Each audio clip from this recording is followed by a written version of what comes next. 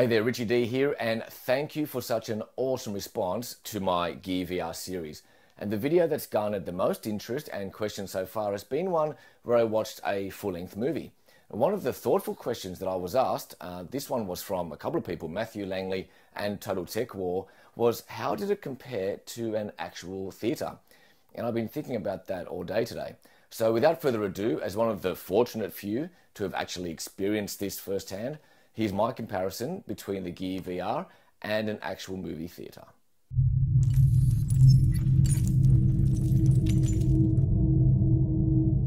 Okay, so let's start with video quality. Now, cinema visuals, especially the ones with digital projectors, have improved massively over time. And this is the first generation of a brand new category. So yes, without a doubt, the real-life cinema projected image is clearly superior.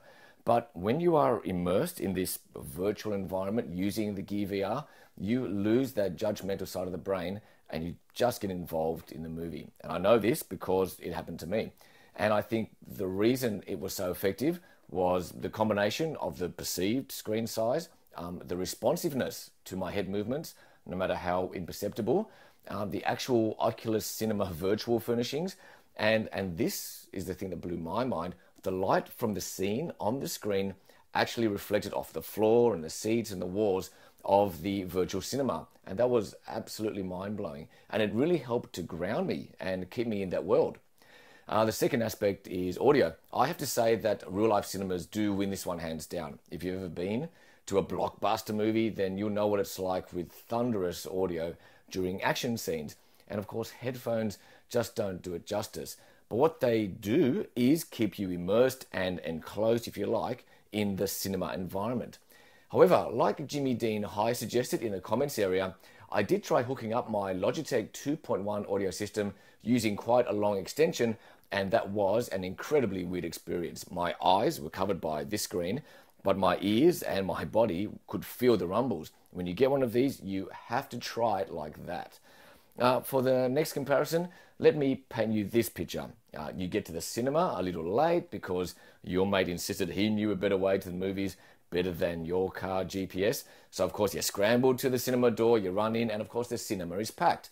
So where do you sit? Well, either all the way to the front where you've got a cranial neck, or right at the back. Now with Gear VR, you've got the center seat every single time, and the movie starts when you arrive, not a moment before.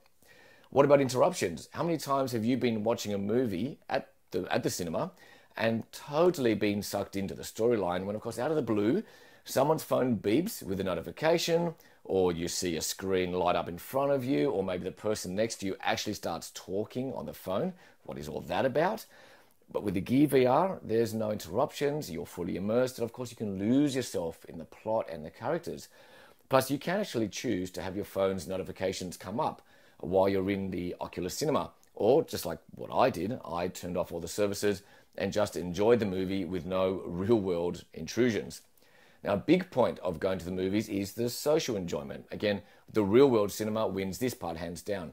How many times have you laughed out loud at home by yourself when watching a movie? Probably a few, but the group dynamic of sharing a funny moment, of looking at each other and just cracking up, I mean, that is, to me, totally irreplaceable. Or if you watch an amazing, how did they do that moment? Being in that tribal vibe in the cinema can't be duplicated on a headset screen, particularly when all the seats around you are empty. But here's a big one, control. So you're watching the movie in a real theater, and because you rushed out, you didn't eat a proper meal, and now halfway through the movie, you are so hungry that you could eat all the spilled popcorn from the previous sitting.